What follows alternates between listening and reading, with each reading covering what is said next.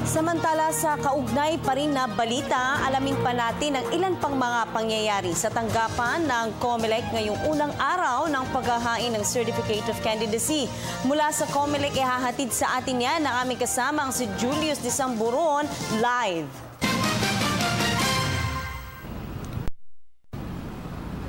Princess, nananatili tayo nakabantay dito sa labas ng tanggapan ng Commission on Election para alamin kung sino-sino pa nga ba ang maghahain ng Certificate of Candidacy ngayong unang araw po ng filing nito. Kanina ngang umaga ay nasaksihan natin si Vice President Jejomar Binay at ang running mate nitong si Senador Gringo Honasan.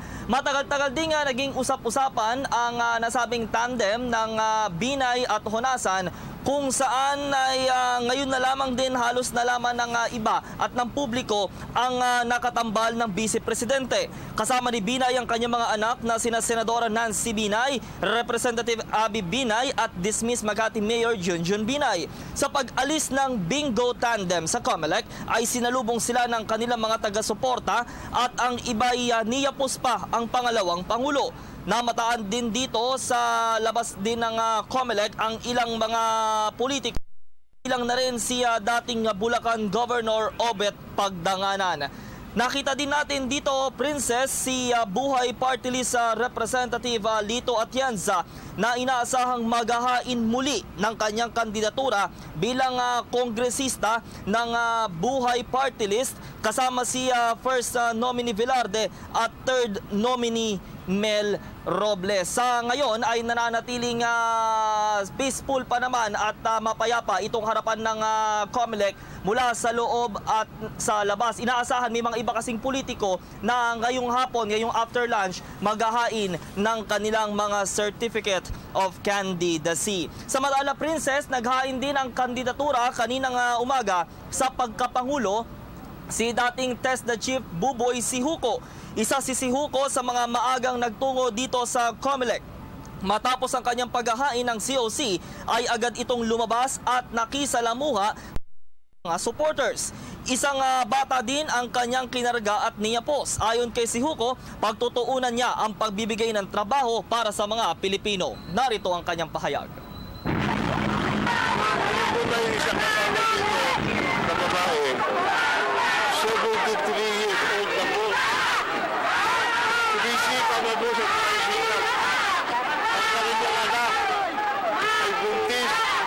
Sinisipan nito sa tricycle. Ang apoy ganoon din. Ito kung batang ito, ayoko po maging tricycle. Kasi po, yung tricycle po ay dapat trabaho po yan ng kabayo. Hindi po trabaho ng tao. Ito, kailangan lumaki na hindi po tricycle lamang ang kayang pagkakitaan. Ng mainit na panahon ay may mga namataan ding environmental group ng COMELEC at nanawagan na panatilihin ang kalinisan sa lugar. Gusto din nila na sana'y pagtuunan pansin ng mga kandidato ang pagpapanumbalik ng ganda at kalinisan ng ilog at dagat sa ating bansa.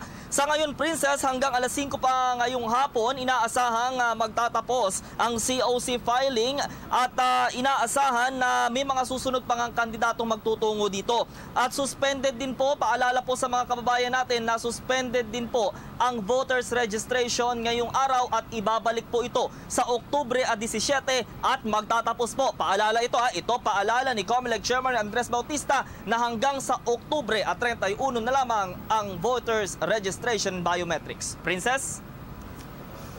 Alright, Julius, tanghali na dyan. Kumusta ang seguridad at kaayusan sa loob at labas ng COMELEC ngayon ang unang araw ng filing ng COCs? Matagal-tagal na din pinaghandaan ng COMELEC at ng local authority COC filing. At dito nga sa labas ng COMELEC ay may mga naka-standby, may mga naka-deploy tayong mga tauhan ng National Capital Region Police Office. Sa isang panayam, sinabi nga po ni NCRPO Chief Police Chief Joel Pagdilaw na layunin nilang maging safe at peaceful ang lahat ng COMELEC offices. Hindi lamang dito, Princess, sa main office sa Intramuros, Maynila, kundi sa lahat ng mga Metro Manila-wide COMELEC offices at tutunguhin ito ng mga kandidato na sana'y walang magiging gulo, lalo na po sa pagitan ng mga supporters nito. Princess?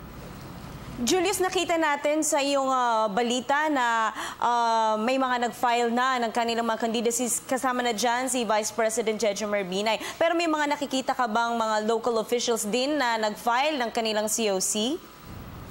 May mga local officials na nag-file ng kanilang mga Certificate of Candidacy dito sa may Arocero COMELEC local office. At sa pagkakaalam natin, isa pa lamang ang nagpa-file ng kanyang COC. Ito ay si Representative Amado Bagaching, na kung saan nga po ay kakandidato siya bilang alkalde po ng lungsod ng Maynila. Makakalaban po ni Bagaching si kasalukuyang Manila Mayor Joseph Ejercito Estrada at dating Manila Mayor at Batas ng Maynila Alfredo Lim. Princess?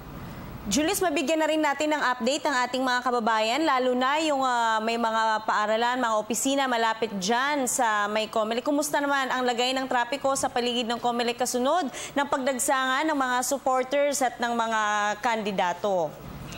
Tuloy-tuloy yung pagbabantay ng COMELEC at ng Metropolitan Manila Development Authority sa lagay po ng trapiko sa paligid po ng kanilang tanggapan, lalo na po ngayon pong unang araw ng COC filing. Sa labas nga po ng tanggapan ng COMELEC ay may mga nakalagay na mga barriers ng MMDA na hanggang doon lamang po pwede yung at hindi po pwedeng lumampas doon sa area na yun. At yung paligid mismo o yung daanan sa harap po mismo ng COMELEC at ng Manila Cathedral ay ito paalala sa mga motorista ay sarado po sa daloy po ng sasakyan. At doon naman sa may area po ng Intramuros, kung galing po kayo doon sa may, doon pa lamang kasi sa may South Engineering District Office ng DPWH at hanggang doon sa may Anda Circle ay nakakaranas na ng mabigat na trapiko. Sabay kasi yan na Princess doon sa mga road repair ng Public Works. At syempre, pagpasok mo doon sa Anda Circle, may kaunting makakaranas ng mabigat na daloy ng sasakyan dahil yan doon sa mga nagbababa at na mga sasakyan, ng mga supporters